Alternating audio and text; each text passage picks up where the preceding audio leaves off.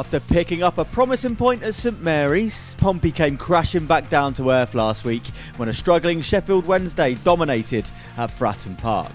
Now a run of tough fixtures await John Msino's men, starting today at Portsmouth Road against Ipswich Town. Wherever you're watching in the world, stay with us for the latest news, full build-up and analysis before that kick-off time of 3 p.m. BST here on Pompey Plus. So thank you for joining us. It's great to be with you this afternoon. A quick reminder though, if you're watching on social media, your coverage ends in about 30 minutes time. So if you want to hang around for the afternoon to watch or listen to the game, depending on your region of course, get yourself over to Pompey Plus and sign up for a match pass. Where with me for the duration, we have Paul Hardiman and Mark Kelly. Good afternoon, guys. Hey George, how you doing? I'm all right. There's no getting away from last week though, is there, Paul? It was a tough watch for a Pompey perspective. It was almost a carbon copy from last season. I'm talking about beating Leeds, then losing to Plymouth straight away. The result that we were kind of expected to get something from ultimately proved too much. Last week, John Msino was blaming the mentality for that. Would you agree with him? Was it that more than the technical side of the game? No, totally agree. It's not good at the moment, so... Yeah, George. We can't hear you actually, Paul. I think it's a microphone issue. But Mark, would you like to pick up on that? Yeah, absolutely. As you say, I think it's hard. I think when you're looking at the process of that, I think we all saw it from the beginning. It was all about momentum, wasn't it? It was the first 15 minutes where they were working. They were having a little push, but Sheffield Wednesday came out of the blocks, and I don't think Pompey ever recovered. It was an afternoon of trying to recover, trying to get back in.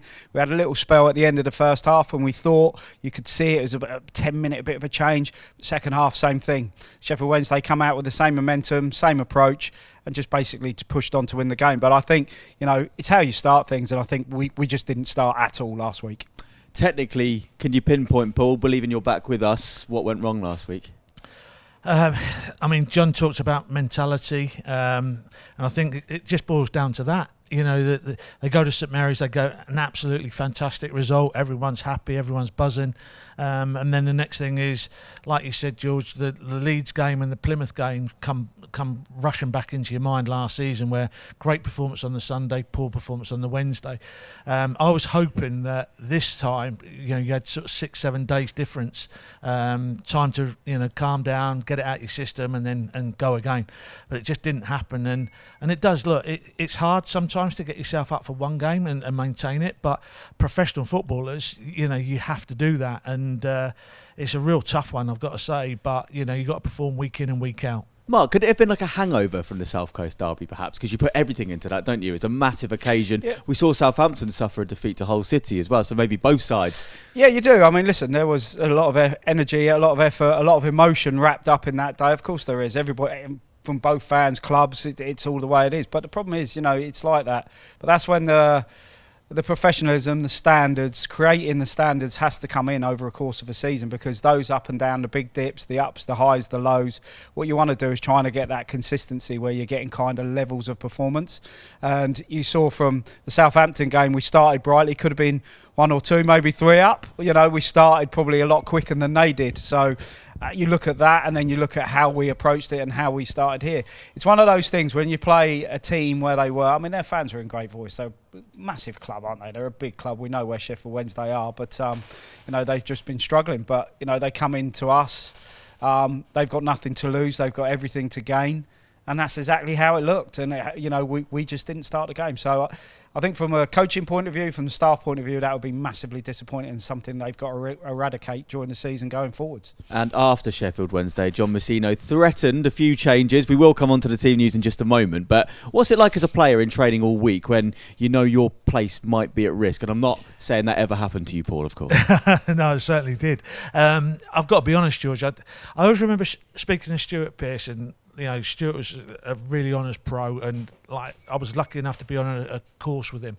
And I talked to him about his England position, and he used to say that every time he won, or England won, he felt that his place in the team was almost secured for the next game. When they lost, he always felt his place was in jeopardy, and that's how it is.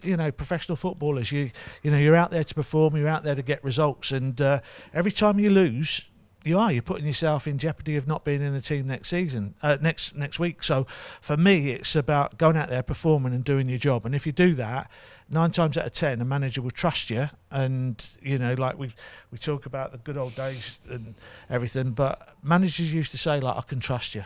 And if he trusts you, he's going to put you in the team.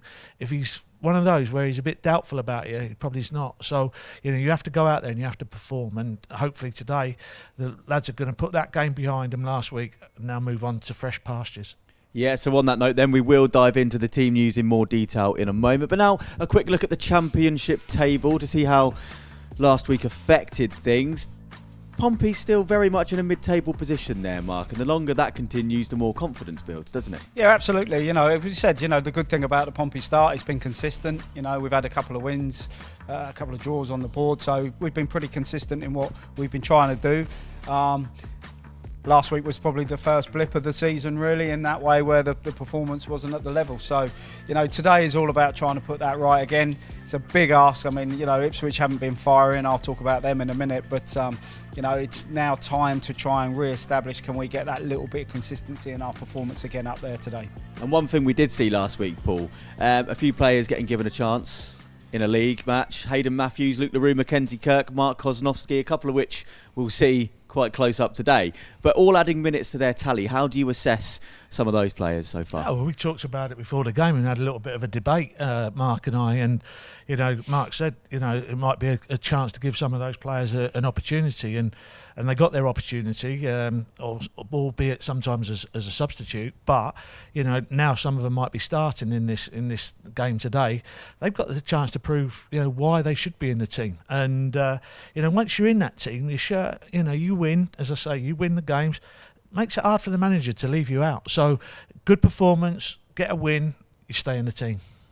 So, Mark, you just discussed Ipswich a little bit there and how they've started off. It's not how everybody expected it to be, but this is the Championship. Results can come from anywhere. I think it's been happening everywhere, George. It has, hasn't it? We look at Sheffield United, they still haven't got points, have they? So, you expect those big teams to start firing. Southampton have been struggling a bit, and the Ipswich are in that level. I think, if we look, they've played 5. They've won 1, drawn 3, lost 1. And that's not a great start for them, especially when you look at the squad. I mean, they're a 27-man squad. They've got depth everywhere. You look at the players that came in the summer. You got Nunes, McAteer, Furlong, Akpom on loan from Ajax. Kajesti, Napoli. These big clubs they're coming from. Do you know what I mean? So they're going to be really, really looking at how they're doing and on the back foot, but they're not firing at all. But the thing is, McKenna's been there. He's a stabilising factor at the club. He knows the team. He knows the club. So there's no panic setting in. It's just they need to start firing at some point, and they picked up a few draws, so they're obviously in and around it. They've had some big games, by the way. They've played Southampton, and they've played teams quite close to where you think they would be at the top of the table. Birmingham as well, and that type of first game of the season. So they've had that run, but certainly not where you'd expect them. Obviously, the last time out, the match abandoned, of course, against Blackburn, which is, is causing a few things going on. But obviously the game before, Sheffield United, they've gone on 1-5 at home. So, you look at them, that's their last outing at home, and that's where they are. So, yeah. So it's a big push, and I'm sure they'll be disappointed with where they are at this point in the season. Yeah, obviously relegated from the Premier League last year. Still favourites to win the league and even be promoted. But last week, getting a bit of a lucky escape, should we call it, away at Blackburn Rovers, where the match was abandoned in the 79th minute. They were 1-0 down at the time, with Greaves having received a red card from them already. So they kind of come away with that. They have to play the match in full at some point, but a lucky escape from them. Yeah, you can just see the ball there. It wasn't rolling. The referee there just telling the players, he's going to take him off. At that stage, I'm wondering if he actually thought he was going to abandon the game, but you can see that the ball's just not rolling. So, he's made the right decision there. The decisions afterwards are very debatable, aren't they? They're looking and playing the game again. I believe, and this isn't fact, but I believe Greaves, the lad that got sent off, won't be available for that game. I'm not sure, if he's going to be in the game today. So that's something that's a debate. Todd Cantwell's scored a goal, but that's not going to count now.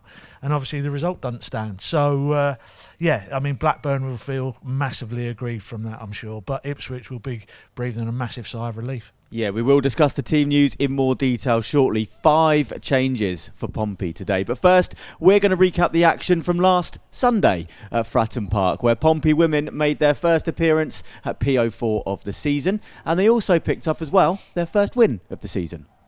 Looking towards that left side where Hornby's operating this afternoon. Goes to Hornby.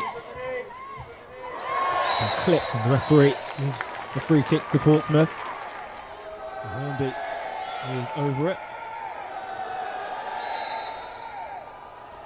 Puts her hands up. I'm going to guess it's going to be Hornby. It is. Left-footed. Goes towards goal and it finds the net. There's Portsmouth's first goal of the season. A wonderful free kick from Hornby. He caught everybody out in Sheffield United white and Parker Smith in goal.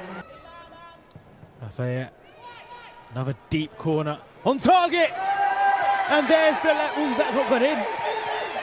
Oh wow, that may have been the leveller.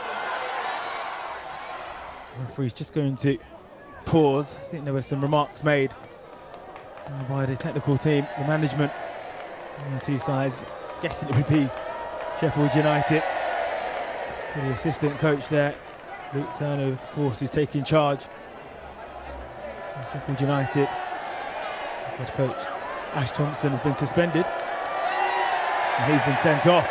Luke Turner is not happy.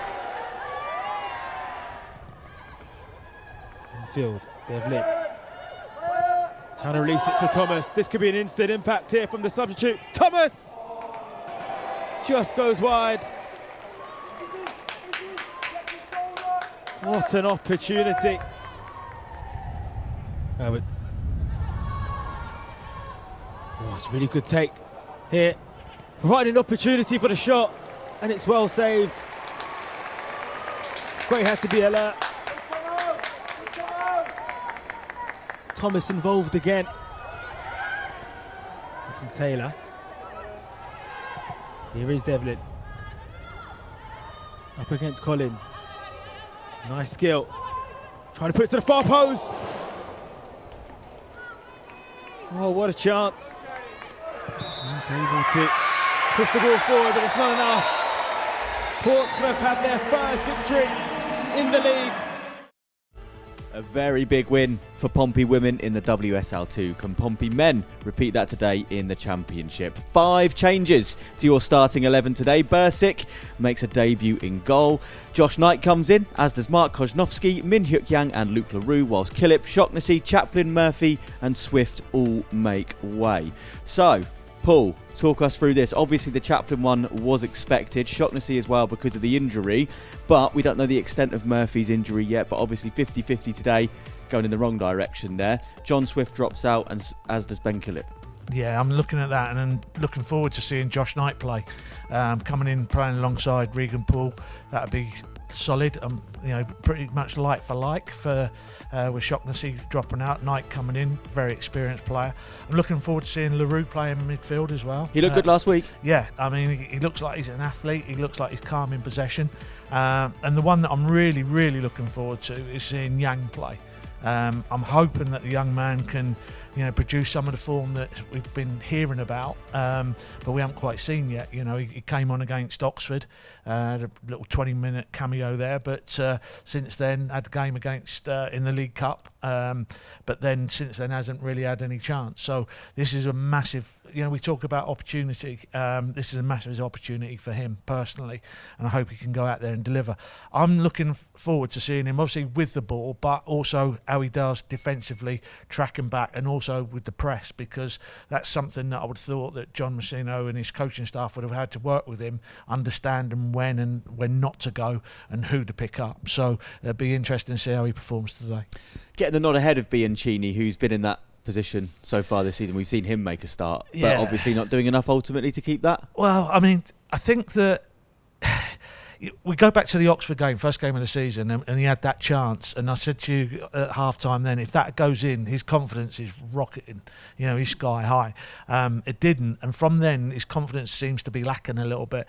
Last week, I think the total was something like 14 crosses he ended up putting in, but none of them really were to the standard that we were expecting. Some were overhit, some hit the near post, some just weren't good enough, some went behind. So, from that point of view, John's probably looked at it and thought, okay, well, we'll give him a rest, we'll try someone else and give them an opportunity. And that's what we were saying before, it's about taking your opportunity when it's there.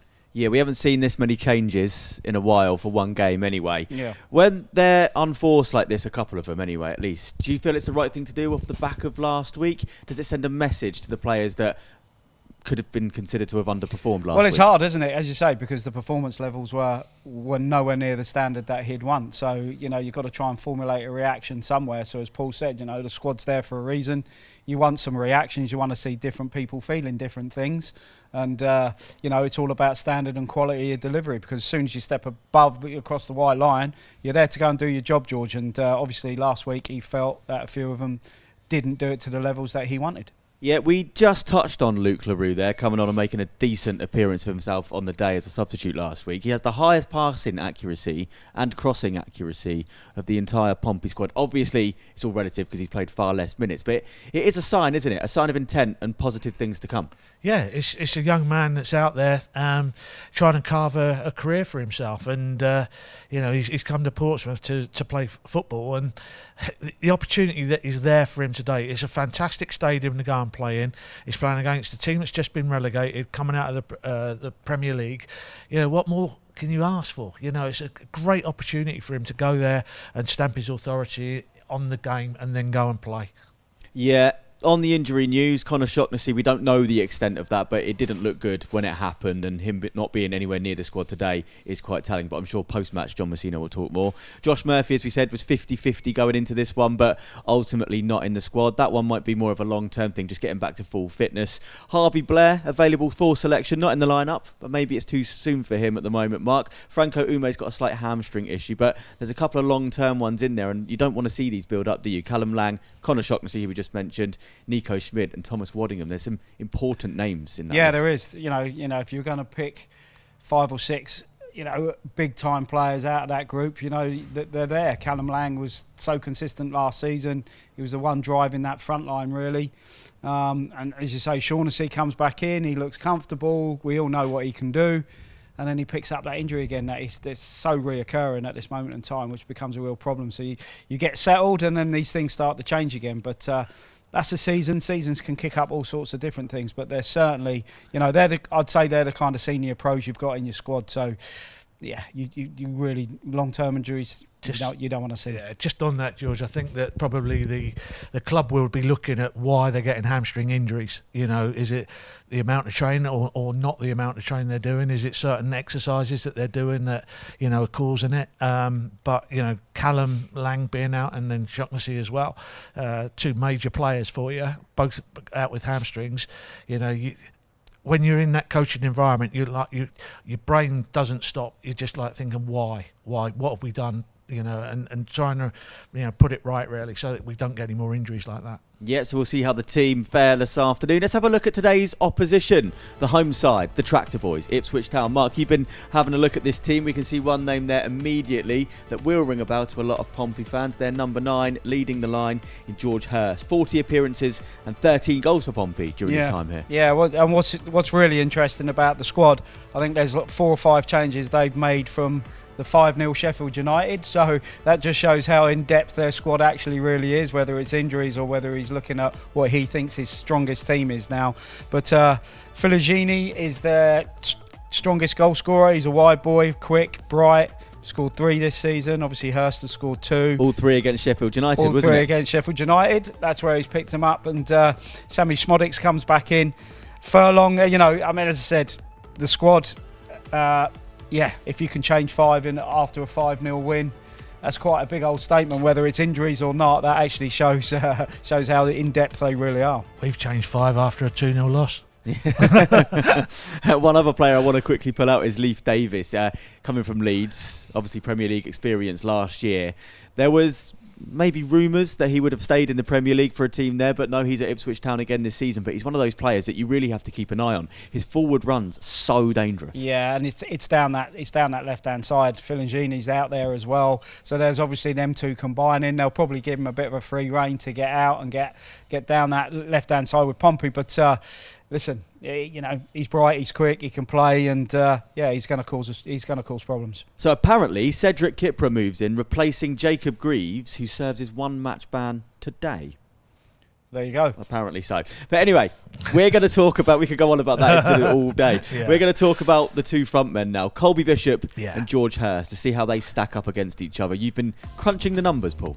Yeah, I mean, when you look at the stats there, George came here, and Pompey fans will remember him, like you said, did really well. 40 appearances, 13 goals for Pompey. So, big centre forward, 6'3". Colby a little bit smaller, but very similar in style. Like to get hold of the ball, like to bring players in.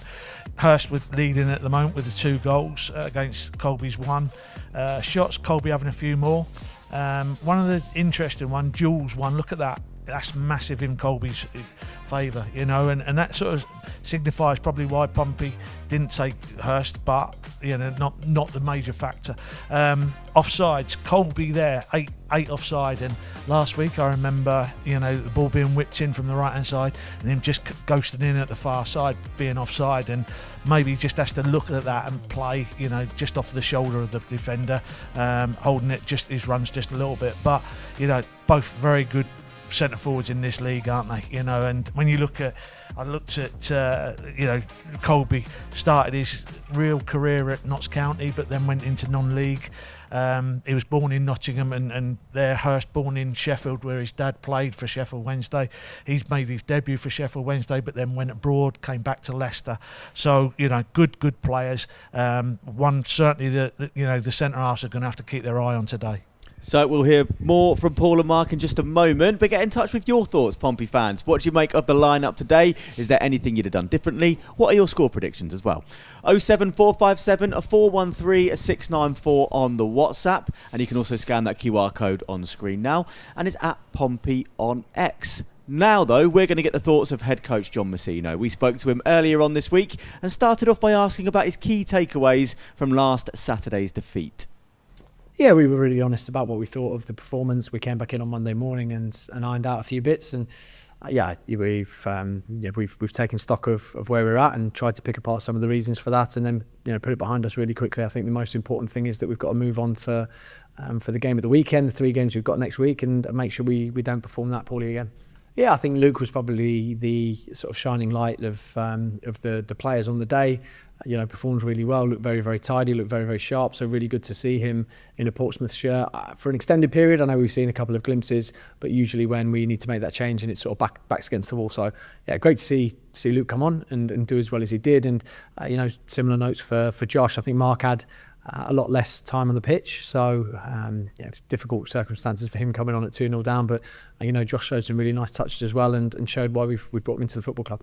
We watched Ipswich before the Preston game when we played Preston, same again before we played against Southampton, so we've seen good performances, albeit the results haven't quite been there for them, and then I think everything came together on that night, and they're very capable of doing that to side, so we've got to make sure we protect against that.